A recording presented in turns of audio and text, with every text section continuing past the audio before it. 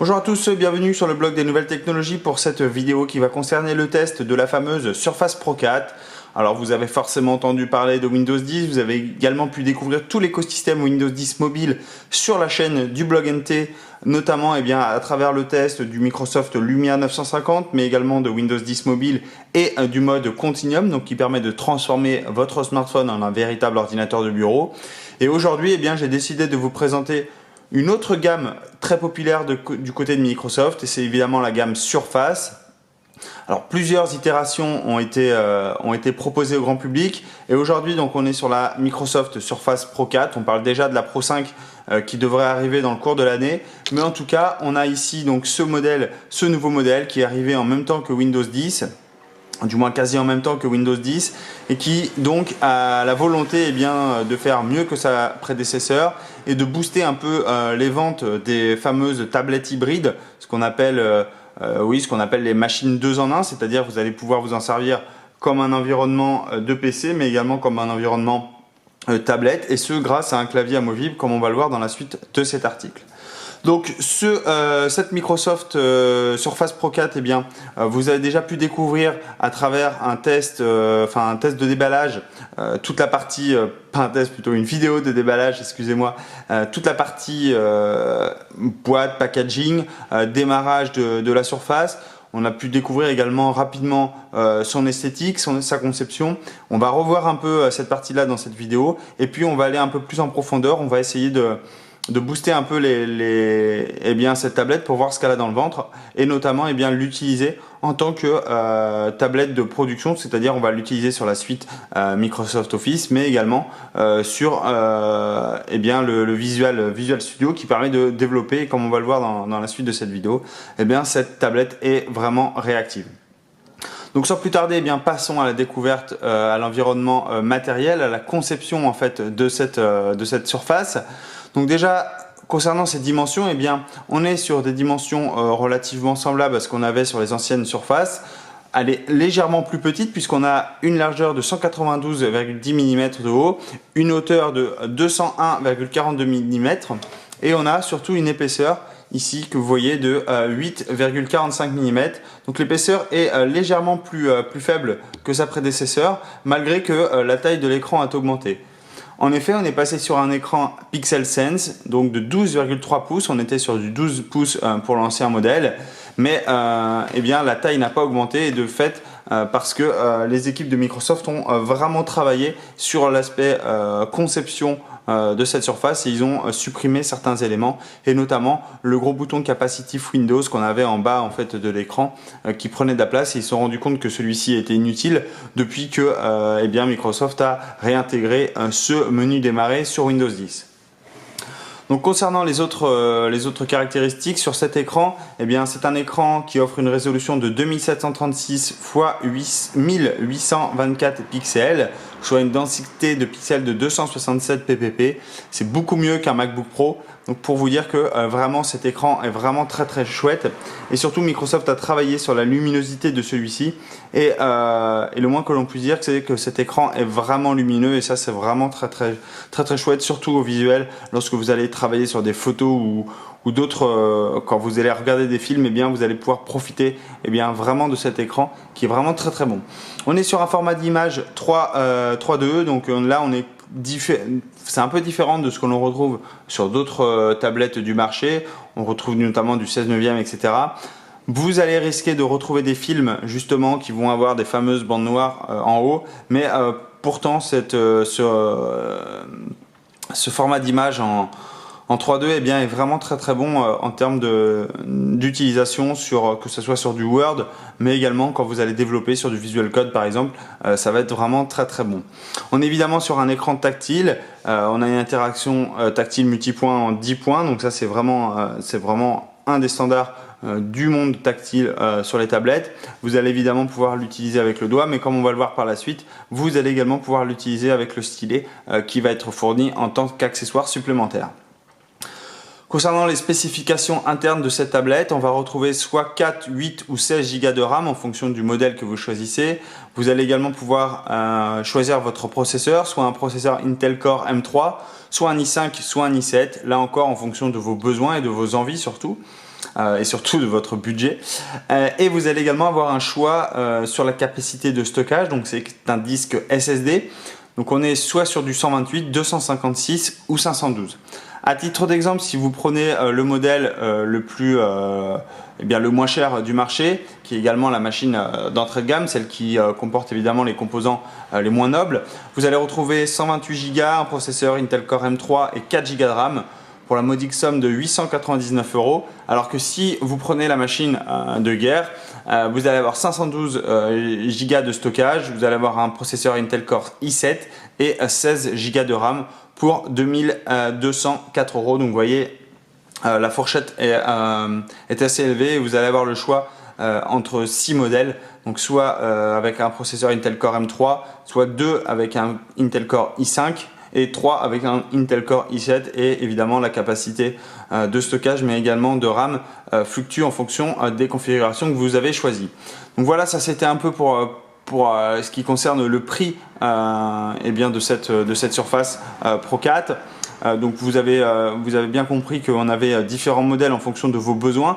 Ça va surtout être vrai si vous voulez une machine rien que pour la partie web et un peu de bureautique, ou si vous voulez vraiment travailler avec cette Surface Pro 4, où là il va peut-être falloir passer sur autre chose que simplement une machine avec un processeur Intel Core M3, où vous risquez d'être juste, notamment si vous voulez faire du montage vidéo ou d'autres types d'utilisation qui demandent un peu plus de puissance à votre machine. Ensuite, concernant les autres caractéristiques donc, de cette tablette, alors elle est, comme je l'ai dit tout à l'heure, disponible en différents modèles, mais ce qu'il y a de base, vous allez retrouver, concernant la sécurité, vous allez retrouver une puce TPM. Donc ça, c'est pour la sécurité d'entreprise, ça permet de crypter en fait les données au sein de la surface. Vous allez retrouver différents capteurs, un capteur de luminosité ambiante qui va ajuster automatiquement la luminosité de l'écran en fonction de l'environnement où vous êtes. Vous allez avoir un accéléromètre, un gyroscope. Vous allez également retrouver différents ports. Alors si on regarde le côté de cette tablette, donc sur le côté gauche de la tablette ici, je vais faire le focus dessus, ça va être un peu mieux quand même. Voilà, vous avez ici donc le port jack, donc c'est un port jack 3.5.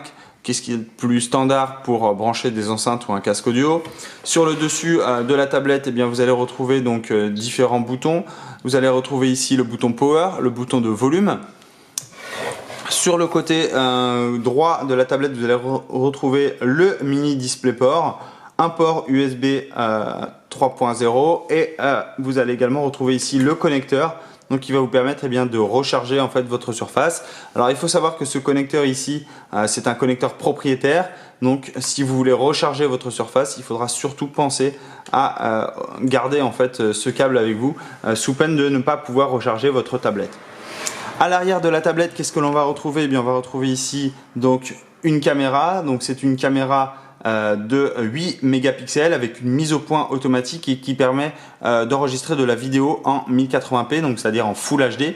Donc ça va être vraiment important si vous voulez notamment vous trimballer avec votre Surface dans un concert. Alors c'est pas la manière la plus optimale de prendre des photos, des vidéos, mais sachez que ça peut vous sauver la vie et vous pourrez prendre d'excellents clichés donc avec cette caméra de 8 mégapixels à l'arrière.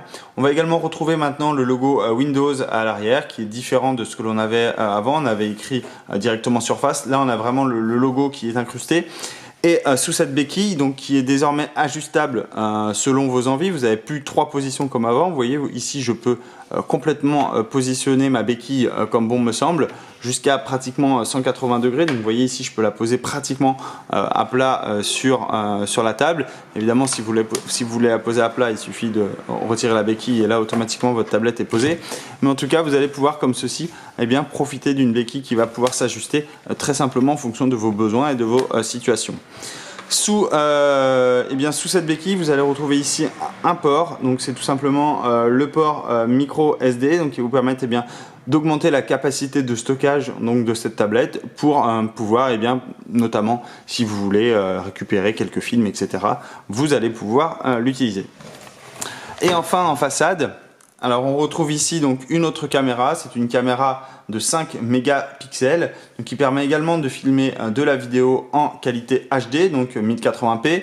Donc vous allez pouvoir comme ceci faire de fabuleux selfies, mais surtout vous allez pouvoir utiliser Skype abondamment, voire Hangout si vous préférez le service de Google.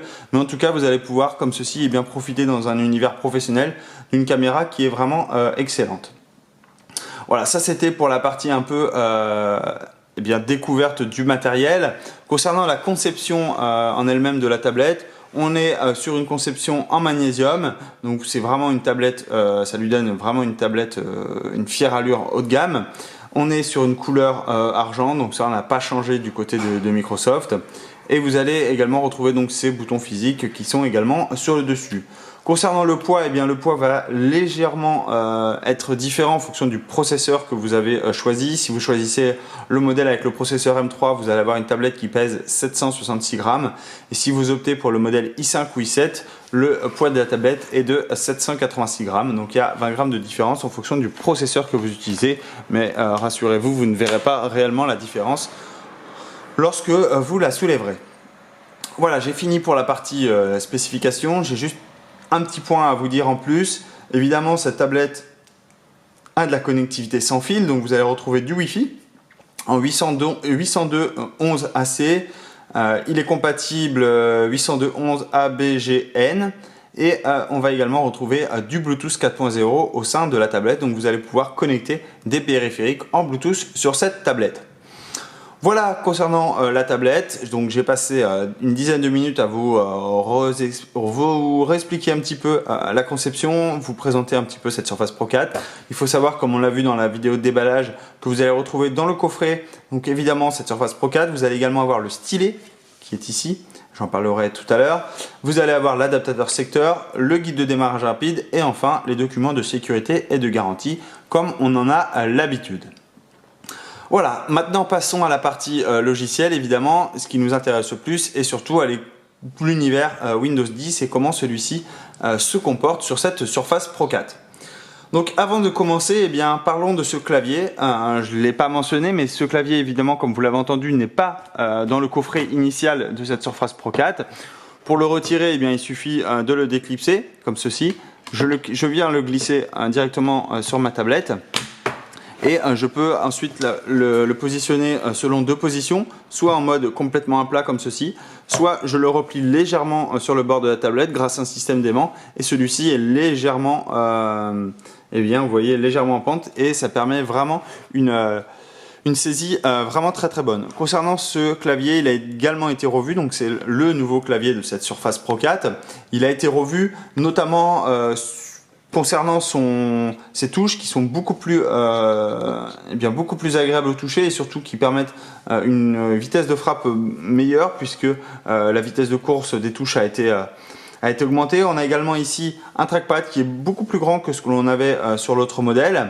Et puis on va avoir un clavier comme vous voyez ici rétroéclairé qui va nous permettre dans les situations nocturnes de pouvoir utiliser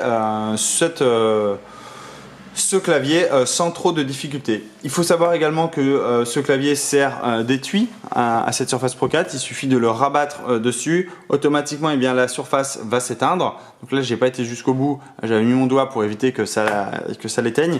Mais sachez que ça va mettre en veille votre Surface Pro 4. Et ça, c'est plutôt une bonne chose. Ce clavier est disponible en noir. Il est également disponible en bleu vif, en rouge et enfin en bleu vert. Voilà, ce sont les 5 coloris disponibles. Il est vendu pour la modique somme de 150 €. Donc il faut savoir que si vous utilisez, si vous achetez la tablette et que vous utilisez un clavier, eh bien il vous faudra débourser 150 € supplémentaires pour pouvoir mettre la main dessus. Alors le clavier ici il est différent puisque vous avez peut-être remarqué sur mon modèle que j'ai sous les yeux, c'est un nouveau modèle puisqu'il s'agit du type cover avec identification par empreinte digitale et ça se matérialise ici par ce petit carré. Je vais essayer de faire le zoom dessus, vous allez voir, hop, comme ceci. Et en fait voilà ce petit carré que vous avez ici, je vais essayer de faire le focus dessus, voilà. Donc ça c'est le capteur d'empreinte digitale, donc c'est un clavier qui est également commercialisé par Microsoft, qui vient d'être mis en vente. Alors il faut savoir que ce clavier est disponible qu'en noir, donc c'est l'unique modèle que vous allez retrouver sur le Microsoft Store. Il est un peu plus cher puisqu'il est vendu 179,99 €, donc autant dire 180 €. Mais vous allez pouvoir vous connecter très simplement à votre Surface, rien qu'en posant en fait le doigt sur ce petit carré qui fait office de capteur, capteur d'empreinte digitale. Donc une fois que vous l'avez posé, comme on va le voir, eh bien automatiquement votre Surface Pro 4 s'allume. Donc je vais vous en montrer tout de suite l'utilisation. Hop. Donc là, je vais verrouiller ma session. Donc je vais mettre en veille. Voilà. Donc là, si je veux réveiller ma tablette, donc vous voyez automatiquement, eh bien, il me propose de rentrer mon code confidentiel. Je ne sais pas si vous le voyez bien. Voilà, comme ceci, il me demande de renseigner mon code confidentiel. Et moi, j'ai également connecté mon empreinte digitale. Donc je vais aller dans les options de connexion. Et là, j'ai trois options. Donc j'ai la première qui est par l'empreinte digitale, la seconde par le code confidentiel que j'ai pu renseigner, et ensuite le mot de passe. Donc ça, c'est directement si vous voulez vous connecter avec votre mot de passe de votre compte Microsoft, eh bien vous allez pouvoir le renseigner. Donc là, moi, je vais choisir l'option par l'empreinte digitale. Donc je vais apposer mon doigt. Vous allez voir, je vais poser mon pouce pour le moment. Donc là, il me dit impossible de reconnaître votre empreinte digitale, vérifiez que vous avez configuré votre empreinte digitale dans Windows Hello. Donc ça c'est normal puisque évidemment je n'ai pas, utilisé mon pouce comme ustensile pour déverrouiller, enfin comme façon de déverrouiller ma tablette. J'ai utilisé mon index, donc je vais poser mon doigt dessus. Et automatiquement, vous voyez, bonjour Yoann Poiron. Et là en fait il va automatiquement déverrouiller. Alors, voilà, j'avais du mal cliquer. Alors j'ai peut-être mal enclenché. Du coup, c'est les petits bugs de la vidéo. Alors est-ce que c'est parce que j'ai utilisé trop de fois avec un mauvais doigt? C'est possible. Donc je vais déverrouiller pour le moment. Voilà. On va refaire le test. On reste pas sur un échec évidemment. Donc là je vais redéverrouiller ma tablette. Donc je vais dire que l'option de connexion, ça sera par l'empreinte digitale. Je vais apposer mon doigt. Voilà, bienvenue. Et automatiquement, vous voyez, il me déverrouille ma session et je me retrouve en fait sur mon environnement Windows 10 que j'avais évidemment précédemment laissé. Donc vous voyez, c'est une méthode pour déverrouiller très simplement votre Surface Pro 4 et ce grâce à ce petit capteur qui a été ajouté dans le clavier de cette Surface Pro 4. Pour le configurer, c'est très simple. Il me suffit d'aller dans les paramètres. Ensuite, dans les comptes, dans votre compte de Windows 10, voilà, je vais augmenter, ça sera plus simple. Hop. Hop, on va faire un petit focus. Voilà, il me suffit d'aller dans les options de connexion. Et là, eh bien, je peux définir mon code PIN. Donc ça, c'est le code que j'ai défini tout à l'heure. Et surtout, pouvoir utiliser Windows Hello. Donc avec cette empreinte digitale, je peux en ajouter plusieurs.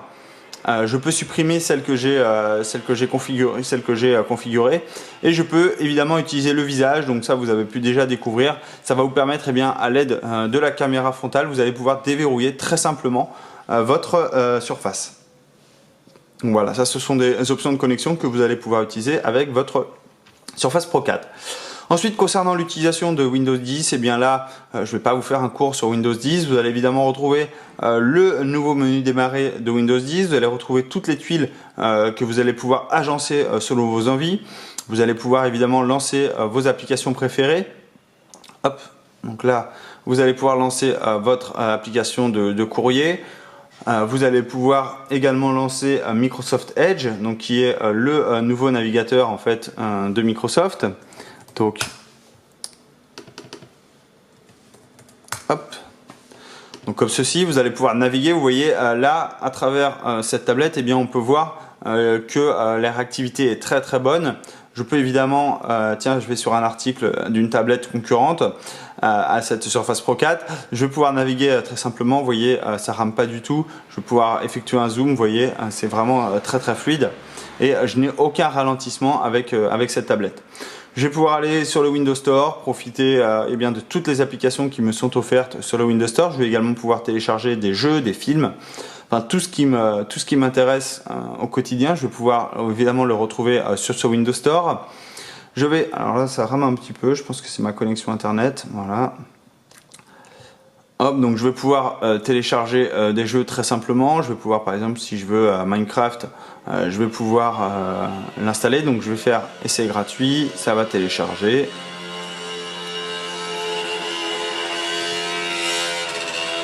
Ah non, je l'ai déjà installé en fait sur. Hop. Voilà, j'ai déjà installé ce jeu en fait sur mon autre tablette sur Windows 10, donc je vais pas pouvoir l'installer. On va aller sur. Alors je sais pas si je vais pouvoir le retrouver. Hop, on va retourner là. Je sais pas moi, par exemple, je vais prendre un Call of Duty rose gratuit. On va voir ce que ça donne. Je vais l'installer. Pendant ce temps-là, je vais vous montrer d'autres. Je l'avais déjà installé aussi. Bon, oublions. En tout cas, vous avez compris que vous pouvez installer très facilement des jeux ou des applications depuis le Windows Store. Vous avez forcément utilisé ça. Je vais également retrouver donc ce fameux explorateur de fichiers qui va me permettre de naviguer au sein de mon système de bureau. Je vais également retrouver ici toutes les iconographies, la batterie, le Wi-Fi. Je vais également retrouver ici quelque chose que vous avez peut-être découvert en utilisant ce Windows 10, c'est le centre de notification qui va être en gros ce que vous retrouvez généralement sur un smartphone, mais là vous l'avez en mode de bureau, c'est-à-dire vous allez retrouver toutes les notifications que vous allez pouvoir recevoir. Donc là par exemple j'ai reçu une notification du Insider Hub qui me dit que j'ai une nouvelle preview pour Windows 10 qui est disponible. Donc je vais pouvoir par exemple la télécharger. Vous voyez, j'ai reçu ça le 25/03. Voilà, il y a une nouvelle version preview qui dit qu'elle corrige quelques bugs, etc. Donc ça, la version preview, c'est pour tous ceux qui veulent utiliser Windows 10 en version expérimentale pour avoir toutes les nouveautés de celui-ci. Et puis je vais pouvoir naviguer en mode tablette, je vais pouvoir lancer rapidement le bouton Note, je vais pouvoir passer en mode avion très simplement. Voilà un petit peu pour l'utilisation de Windows 10. Concernant ce stylet, c'est un stylet qui est également inclus dans le coffret qui va vous permettre de lancer rapidement de certaines applications. Par exemple avec un clic sur le bouton ici, je vais pouvoir lancer OneNote. Je vais également pouvoir utiliser les différents boutons du stylet pour effacer par exemple un dessin. Donc si par exemple je lance Fresh Paint, hop, qui est une application qui est de base avec ce sont des packs payants. Si par exemple je prends le tigre, voilà, donc là par exemple je peux prendre le tigre, je peux prendre mon stylet et puis je vais comme ça, hop, je me suis trompé, c'est le pinceau que je voulais prendre. Voilà, je vais pouvoir comme ceci, vous voyez, je vais pouvoir peindre directement mon tigre, je vais pouvoir continuer en fait le dessin qui a été commencé, je vais pouvoir le continuer. Donc j'ai pas des super talents de dessinateur, vous l'aurez remarqué d'ailleurs. Donc si je reprends ce style là et que je veux, j'aurais bien voulu du noir, voilà. Et puis donc du coup je vais pouvoir continuer mon dessin. Je vais pouvoir colorier celui-ci et en fonction de comment vous allez appuyer en fait sur la mine, celui-ci va se comporter différemment. Si par exemple je lance OneNote, donc là hop,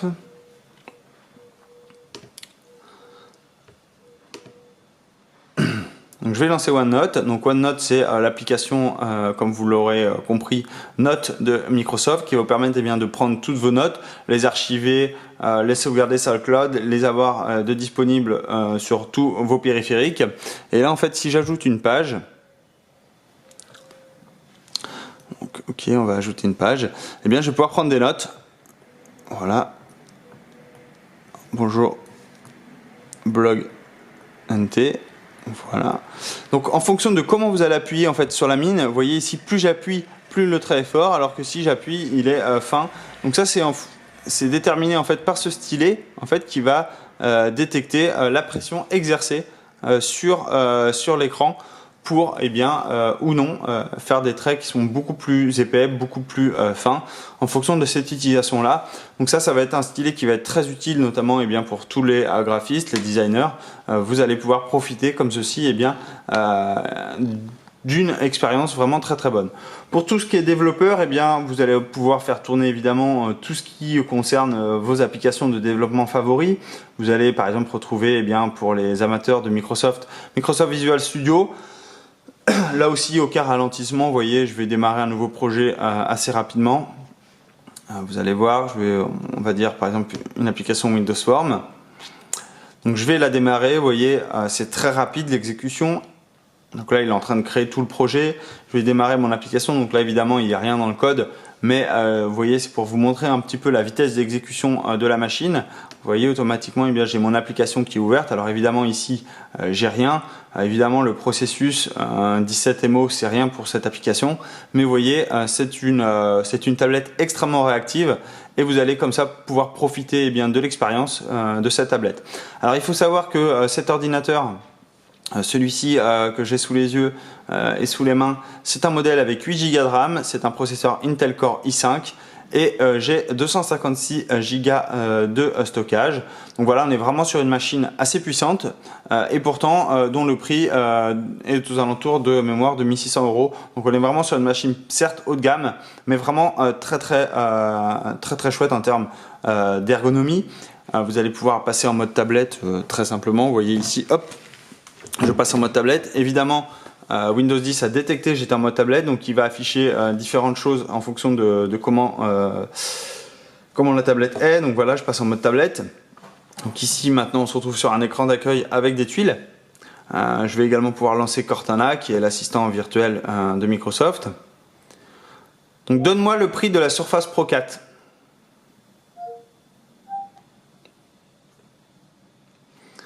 Bon voilà, il n'a pas tout compris, mais en tout cas, il a découvert qu'il fallait aller voir le prix de cette Surface Pro 4.